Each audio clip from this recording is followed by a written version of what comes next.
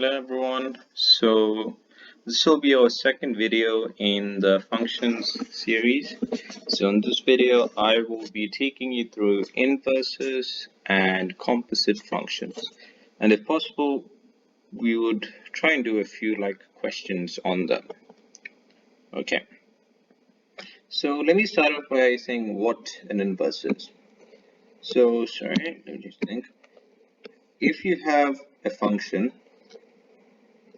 that maps, for example, elements of A to elements of B. So suppose elements of A are 1, 2, 3, and 4, and elements of B are 2, 3, 4, and 5. Then a function, in this case, if 1 is mapped into 2, 2 is mapped into 3, 3 is mapped into 4, we can call this function f of x is equal to x plus 1. So this is the function. So it maps elements of A to elements of B. So what an inverse does is it does the reverse of a function. So instead of mapping elements from A to B, it maps elements from B to A. So 2 is mapped into 1, 3 is mapped into 2, 4 is mapped into 3, and 5 is mapped into 4. So when you go from A to B, you add 1. So the reverse of that is to subtract 1. Therefore, f inverse, which we can represent as f minus 1x, is equal to x minus 1, because you subtract 1 from each element of B to get into each element of A. So that's basically how inverses work. So let us look through a few examples. So if we have f of x is equal to suppose 2x plus 1. That's a function. So what we do is we multiply each element by 2, then add 1. So basically the inverse will do the reverse. So since the last thing you did was you added 1, the first thing you do in the inverse, since it's the reverse, you would have f inverse of x is equal to x minus 1. Then since you multiplied by 2, you would divide by 2. So then you get x minus 1 over 2 as the inverse. Let's look at another example. F of x is equal to 3x plus 7. So f inverses. So the last thing we did was add 7. So the first thing we do in the inverse is we subtract 7. So we would get x minus 7. Then since we multiplied by 3 in the inverse, we do the reverse, we just divide. So you get x minus 7 divided by 3. Now, yes, we can use this method to find the inverse, but sometimes for more complicated functions, it can get a bit complicated because it's a complicated function. So let me show you a more effective way to do it. So suppose we have f of x is equal to 7x cubed. So what you do is you let y equal to f of x. So you would have y is equal to 7x cubed. So what you try and do is you make x the subject. So the first thing you do is you divide both sides by 7. So you get x cubed over equals to y over 7. Now, since we want to get x, what we have to do is we have to cube root x cubed to get x, or raise x cubed to the power of 1 over 3 to get x. So then we would have x cubed to the power of 1 over 3 is equal to y over 7 to the power of 1 over 3 and then we get x is equal to y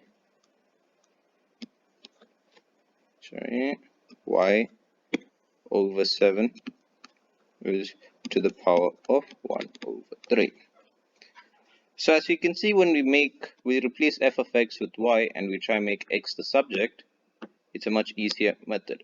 So when we make x the subject, we would get the inverse, but when we write down the inverse, we have to write it down in terms of x. So when we write down the inverse, it would be f inverse of x. So we would replace the y with x. So we would get x over 7 to the power of 1 over 3 when we write it down the inverse. So always remember to do that step.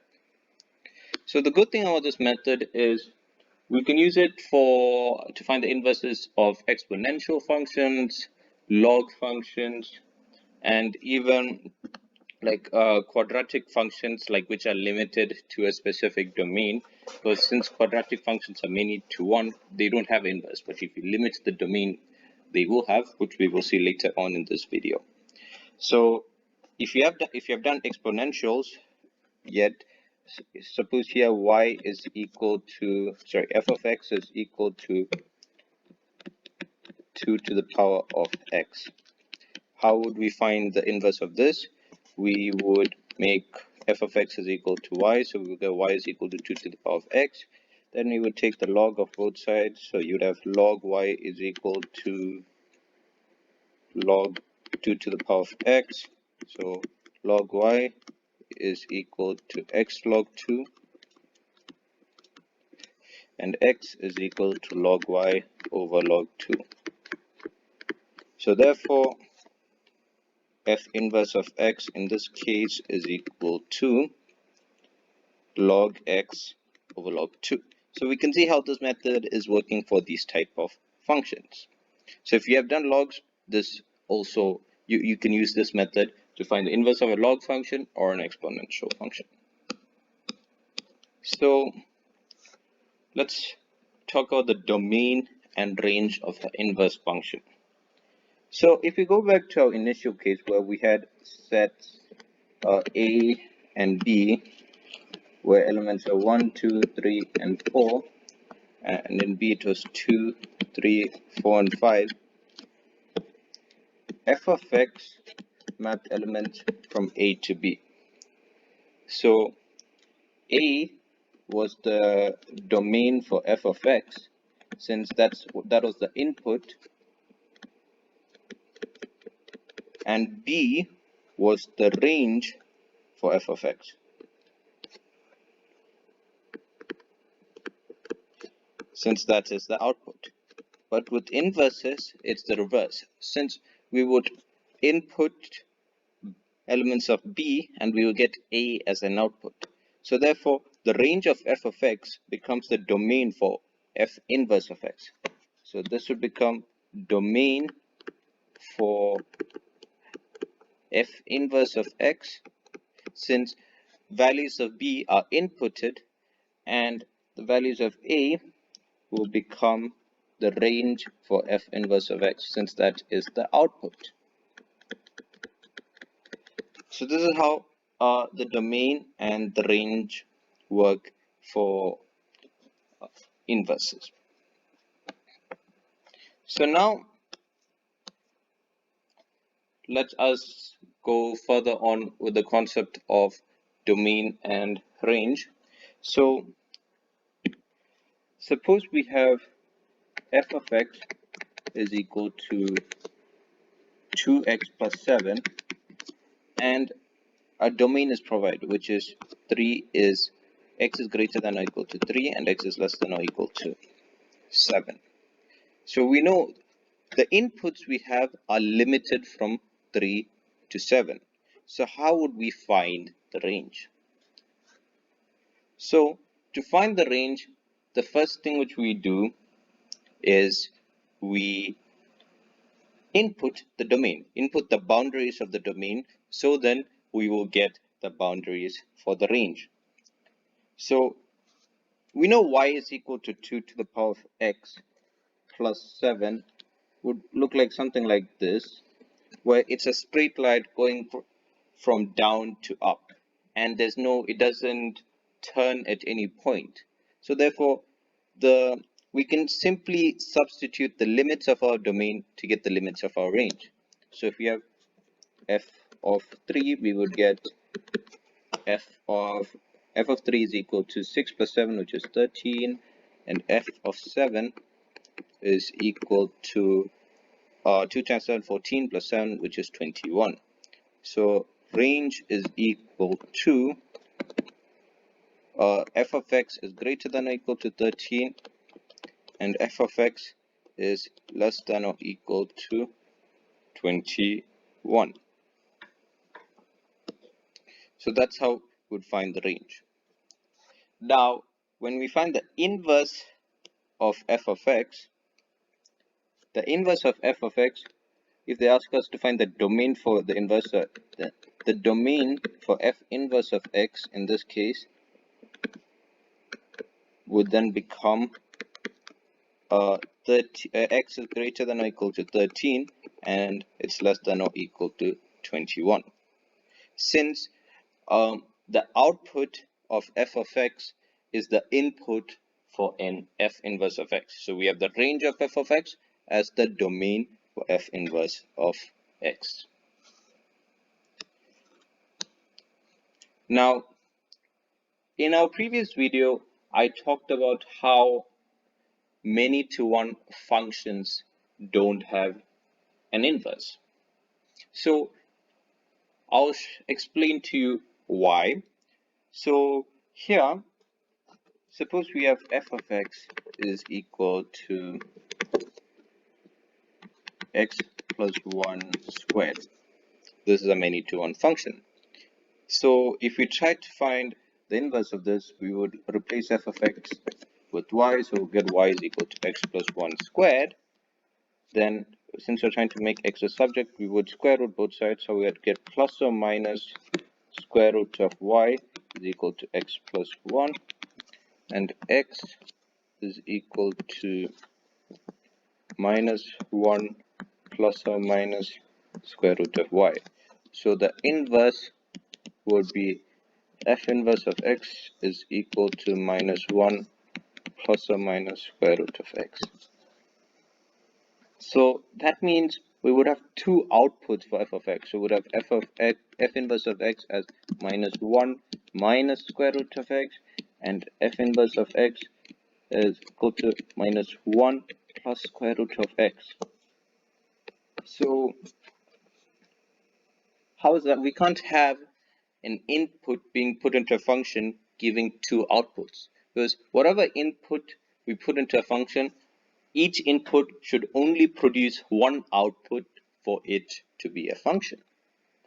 But it is possible to find the inverse of f of x when it's a many-to-one function if we limit the domain. So here f of x, if we sketch f of x is equal to x plus 1 squared, we would have something like this. So 1 would be here, so we would have something like this. So we can see that this is a many-to-one function, because two values of x, which is 0 and maybe let this be a, give you the same output. So many values of x give you the same output for in terms of y.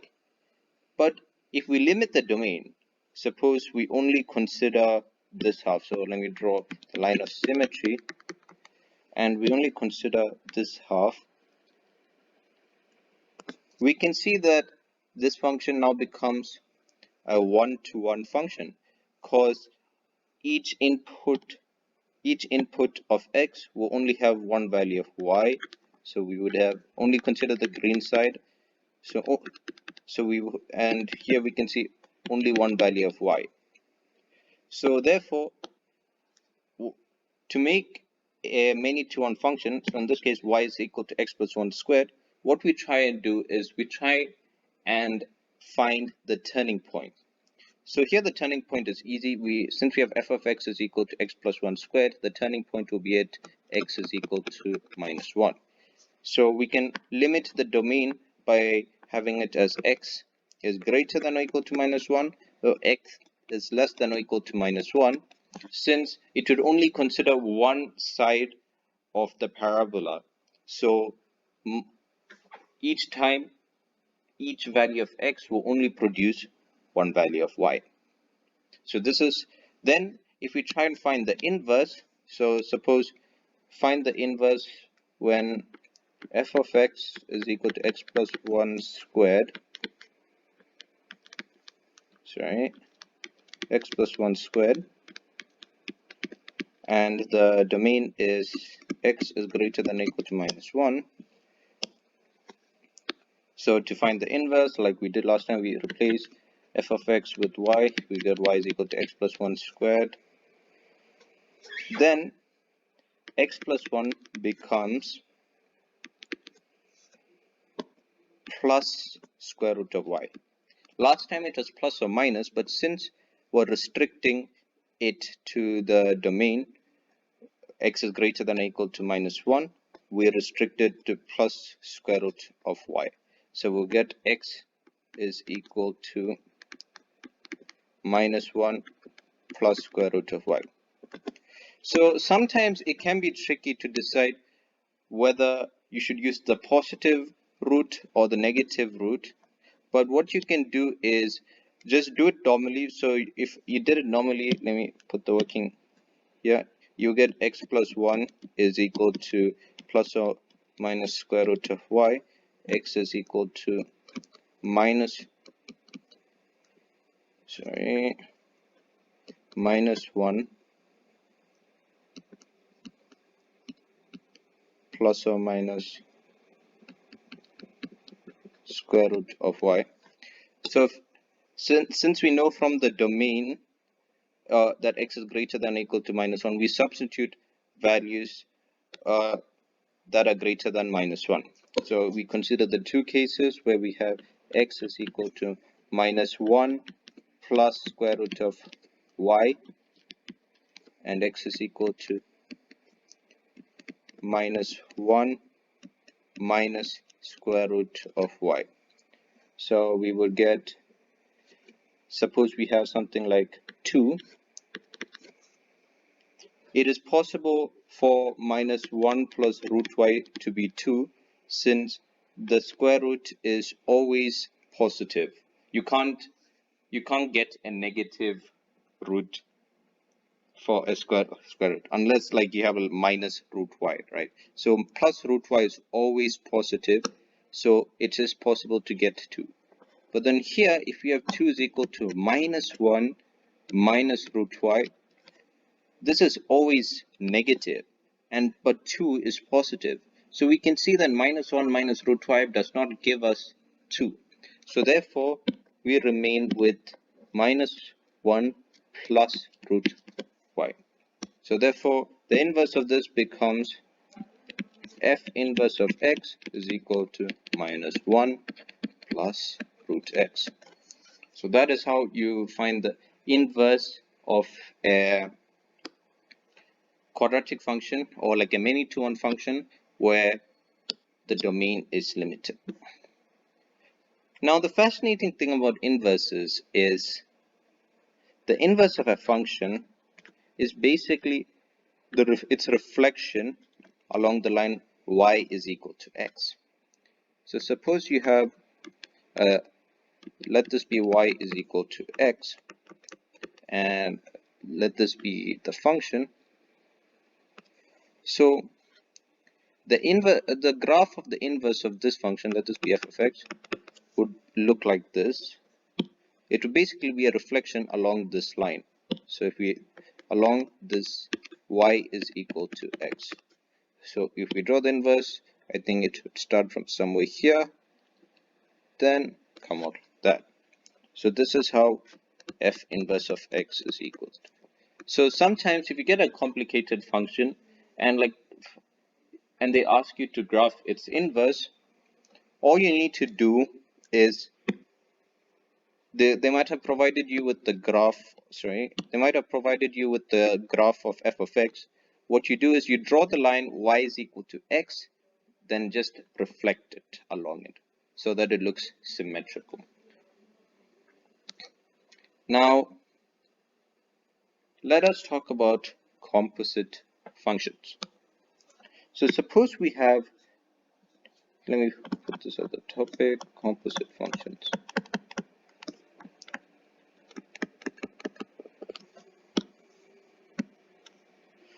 Suppose we have